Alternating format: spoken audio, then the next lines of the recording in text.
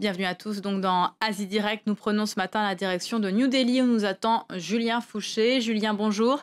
Avant de regarder votre reportage, on va d'abord jeter un œil à la presse indienne. L'attaque du centre commercial de Nairobi au Kenya fait couler beaucoup d'encre. Il faut dire que ça rappelle de très mauvais souvenirs aux Indiens.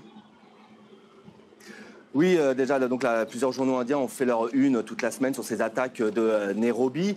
Déjà parce que parmi les victimes, on dénombre entre 3 et 4 Indiens, mais surtout parce que la communauté indienne est très très importante à Nairobi. C'est l'une des plus influentes, même il y a plus de 70 000 Indiens qui sont installés au Kenya, et cela sans compter les Kenyans d'origine indienne, qui sont également très nombreux et dont certains font partie des plus grandes fortunes du pays. Donc ce centre commercial, le Westgate, était donc très fréquenté par cette communauté d'Asie du Sud, la communauté indienne, à tel point qu'un journal de Calcutta n'a pas hésité à titrer, à faire sa une en disant « Les islamistes ont détruit la résidence de week-end des Indiens ». Le journal cite d'ailleurs un père dont la famille a émigré du Gujarat, de l'état du Gujarat à Nairobi dans les années 70, et pour lui, cet endroit, c'est un endroit où toute la communauté d'expatriés indiens se retrouvait le week-end, où il n'était pas rare de croiser une ancienne connaissance perdue de vue, de croiser aussi un ancien camarade d'université, selon lui.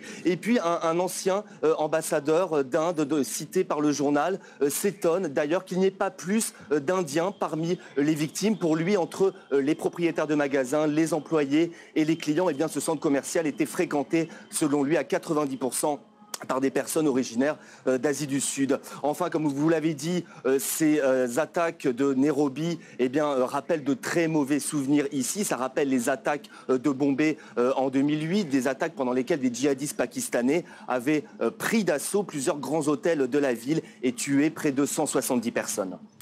Julien, on va maintenant regarder votre reportage et on va voir qu'il ne fait pas bon être rationaliste en Inde.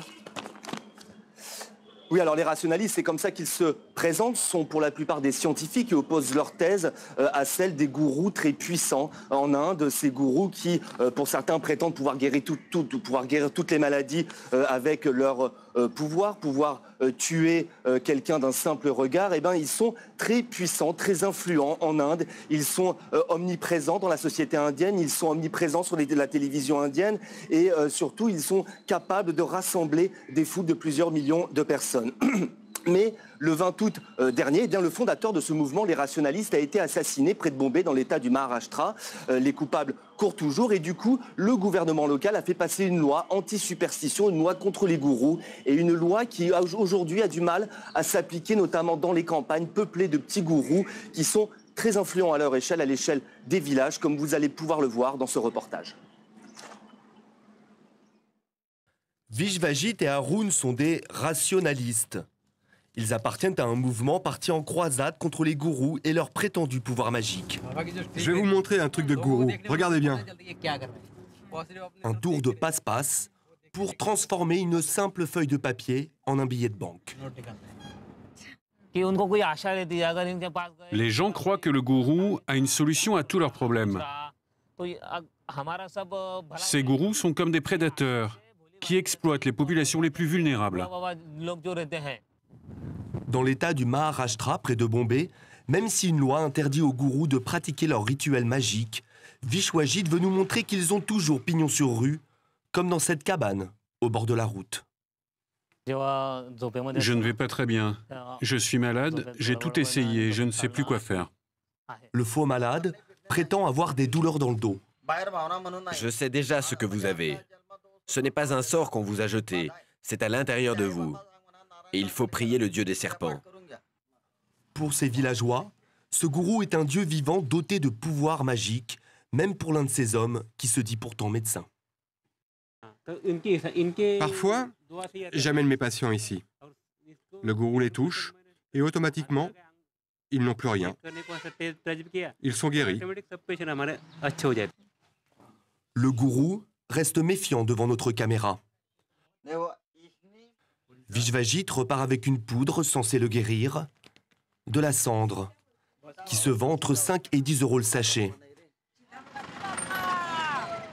Une fortune dans un pays où le salaire minimum est d'une quarantaine d'euros par mois. Bien sûr que c'est un business. Et ceux qui réussissent bien vont même jusqu'à recevoir le soutien d'hommes politiques. Les politiciens ont besoin d'être élus et ces gourous sont capables de rassembler pour eux un très grand nombre de votes.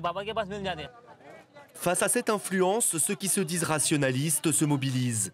Ils sont peu et prennent des risques. Leur leader a été assassiné par balle à la fin du mois d'août. Nous avons rencontré son fils, un psychiatre. Pour lui, ce sont des extrémistes hindous qui ont réduit son père au silence. Ces gens sont les ennemis de la pensée. Ils transforment l'hindouisme en fondamentalisme religieux. Mon père voulait juste que chacun bénéficie des droits inscrits dans la Constitution, sans toutes ses croyances. Un pays sans toutes ses castes religieuses.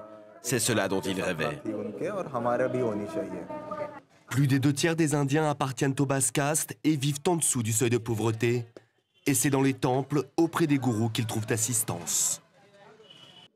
On est toujours en duplex de New Delhi avec Julien Fouché. Julien, on le voit à la fin de votre reportage, les rationalistes veulent aussi réformer la société hindoue, abolir le système des castes qui fait partie intégrante de l'hindouisme. Est-ce que c'est ça aussi qui aurait pu peut-être être le motif de l'assassinat du fondateur du mouvement ? C'est en tout cas ce qui provoque la colère des extrémistes hindous. Ils accusent les rationalistes de vouloir détruire l'hindouisme, cette religion. Il faut savoir que cette religion est basée entre autres sur un système vertical de castes avec en haut les brahmanes et en bas les intouchables, les dalits. Et on peut dire qu'aujourd'hui le pouvoir économique, politique en Inde est de facto accaparé par les hautes castes, même si des lois existent encore une fois pour réguler ces inégalités en droit acquises à la naissance. Merci beaucoup Julien Fouché pour votre reportage. C'est la fin d'Asie Direct.